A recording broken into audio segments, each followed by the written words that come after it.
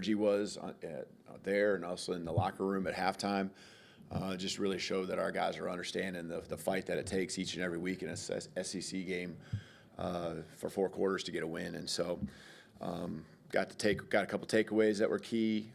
Time of possession, something that certainly was a positive for Vanderbilt, and will be again this week against Missouri, something that we took advantage of. Thought there was, again, some things that we did better, but some things that we definitely got to improve on. And, it's a hard reset this week going into Missouri. I think our guys, understood that, and Sunday, just making that and flipping the switch to where we got to move forward. We got a very good football team coming off a bye week. We got to play a 11 o'clock kickoff and on the road. So we just got to be ready to get ready to roll tomorrow. Have a great week of practice, and the guys I think are, now into that just rinse and repeat kind of mode, each and every week, understanding the process. And we got to continue to get better at the process, because again, those things that happened early in the game or our lack of execution early in the game, that happened for a reason. Some of it's your opponent, but some of it's just we got to do our job better. And so that's going to be the challenge going ahead here. And again, Missouri posed a lot of problems for you, just what they do physically, running the football. I mean, they're dominant against the run. They're dominant. Time possession, put a lot of points on the board and hold teams down, with the limited possessions you're probably going to get. So Coach Drinkwitz has done a great job building that program up, been super consistent here with the wins, but also just consistent each and every week with what you're going to get. And, we're going to be looking forward to a great challenge on Saturday. Thanks, Coach. Let's start with Nick on the far right. Yeah, Ty was using words like unacceptable and ridiculous to talk about things that he did in the game. How have you seen him battle complacency?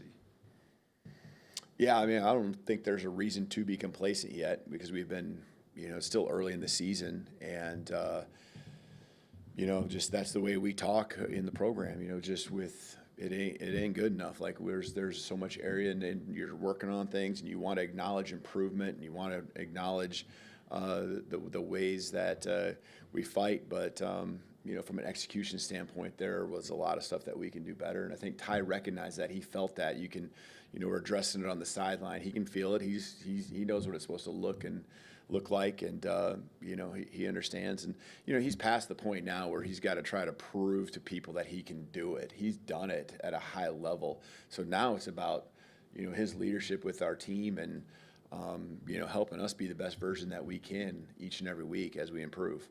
Go to Katie on the left side. You're in the middle of a 4-game stretch against ranked teams, and I think 6 of the next 7 overall. You talked about Missouri's coming off a bye, so are some of the other teams. Just have you ever been part of a stretch like this before, and kind of how do you have to approach this with your team?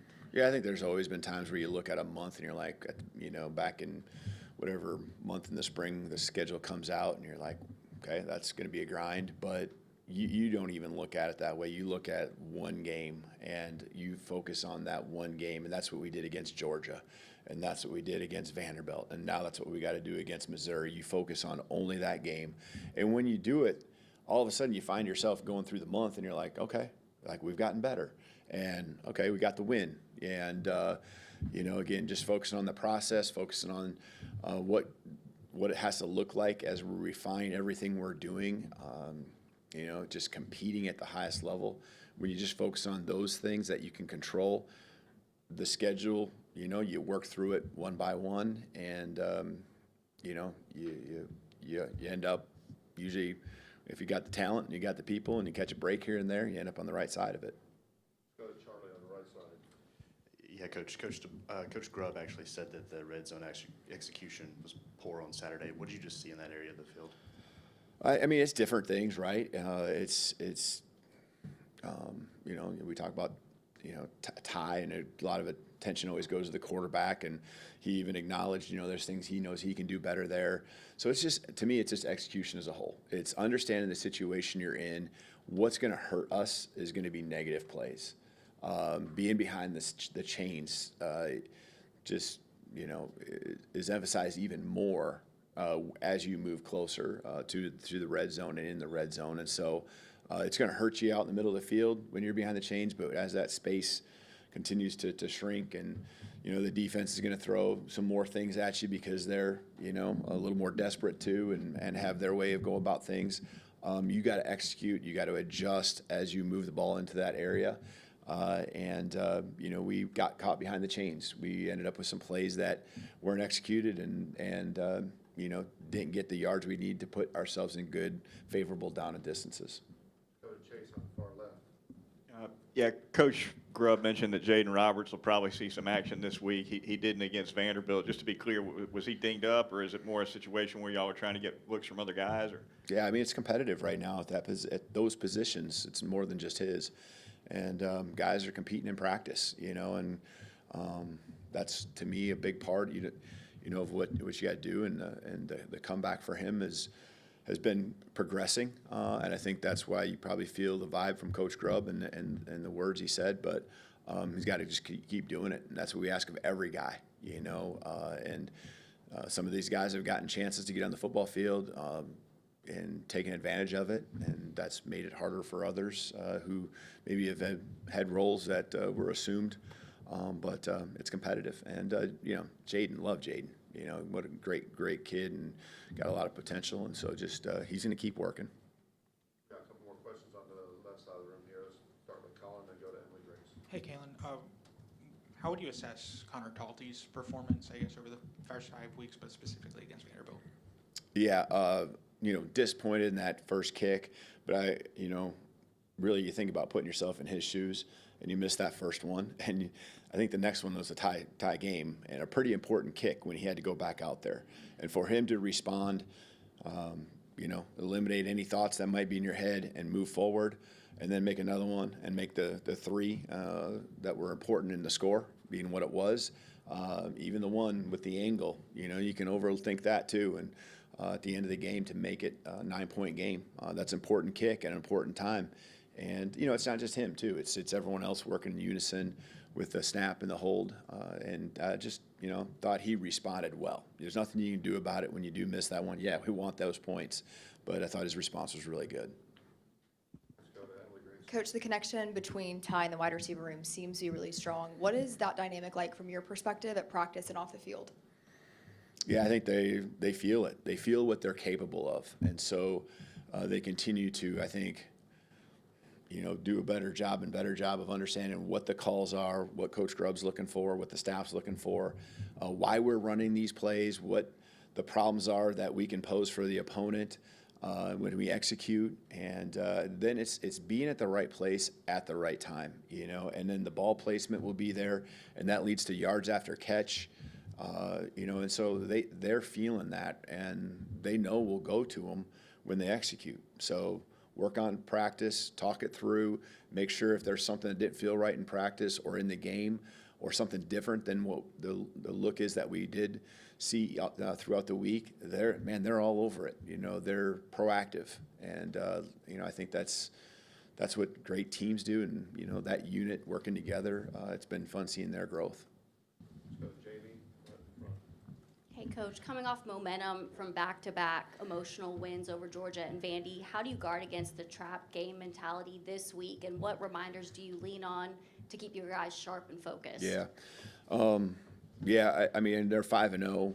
They're a ranked team, and so, I think the whole thing isn't like it's not a surprise that we're facing this team that that's going to be at a high level on the road, and so it's taken all of our experiences that we've been through and applying it, knowing that going on the road is hard in the SEC, knowing that any game in the SEC is hard, and then taking our lessons learned or experiences, what I like to refer to them, and just understanding how we've become successful and how we've had improvement here. It just goes back to shutting up and doing the work, showing up and doing the work, doing those things each and every day that lead to a feeling of confidence that allows you to go out on the field on Saturdays and be successful and be the best version of yourselves. And, you've heard it from us. I mean, there's so many things that we fell short on that, really foundationally go back to the preparation or lack of that we didn't have, and it might just be one play. It might be one person in that one play. So it's not the whole unit or a whole mindset where guys are overlooking. It's just one guy's got to do his job better, and all of a sudden, that's going to eliminate an explosive run. And so, one guy doing a better job in pass protection, and all of a sudden now we're converting a third down where a guy was wide open that we could have, had an explosive play and maybe even a touchdown on in the first quarter. So just got to keep the pedal down. That's what our guys have done a great job of. They haven't listened to what's outside. You can't help but know that it's out there or hear it even a little bit. Whether it was the negative talk or the pats on the back, it means nothing. Our guys got to keep moving forward. They got a long ways. I mean, I think we can see what the ceiling is, and it's much higher than what we performed even on Saturday. And that's what they got to be excited about, that they haven't reached that. And that's what's got to be the challenge moving forward. Let's finish up with Joe in the back left. Coach, what have you seen from William Sanders over the last couple of weeks to let him earn some playing time at left guard? And when you have Wilkin at right guard, and William and Kevin Riley in the backfield, you've got three players from right here in the area on the offense. What does that mean to you? And maybe do they add anything being local? Yeah, I think from a local standpoint, that's pretty cool that those guys are contributing at the level they are and continue to get better, because that's certainly the case with all of them. They are continuing to get better, and that leads to just Sanders and what he's been doing and why he's getting his opportunity. He didn't go like, woe is me, when he wasn't getting those reps early in the season. He just continued to grind. He continued to show up. And just like our team and what I'm asking of them, he's done that, taking it personally. And the guys that do that, they're going to keep getting better. You're in this program for a reason. We're counting on you. We're counting on you to get better. We're counting on you to help make our team what it can be. And he's done that. And so that's why he's, gained a few reps in games that you've seen here over the last couple of weeks. Thanks, Coach. Yep, thank you.